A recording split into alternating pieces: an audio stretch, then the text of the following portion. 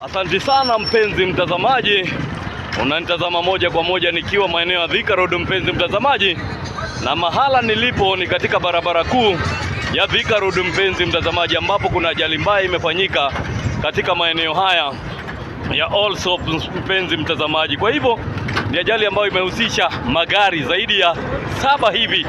Kwa hivyo tunauliza waendeshaji wa magari ama madereva wanaotoka jijini Nairobi kuelekea upande wa Thika waweza kupitia barabara nyingine ama service lane.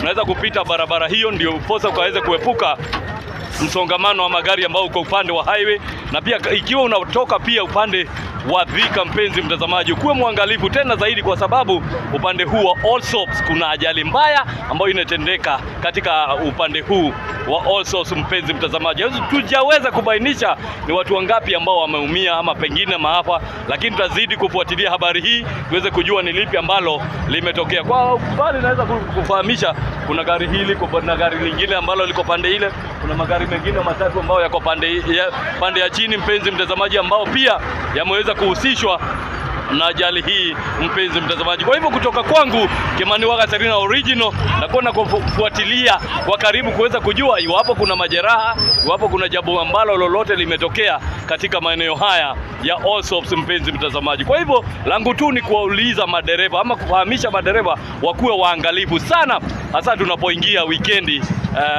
siku ya leo mpenzi mtazamaji. Kutoka kwangu mpenzi mtazamaji, na kuwa na kufahamisha ni lipi ambalo linaendelea katika upande huu wa Thika Road mpenzi mtazamaji, na watakieni safari njema kwa wale wote ambao wanasafiri kuelekea mashambani ama kuelekea katika shughuli zozote zile ambazo unaelekea mpenzi mtazamaji. Kwa heri, takuwa na kujiuliza ni yepi yanayotokea katika upande huu wa Thika Road.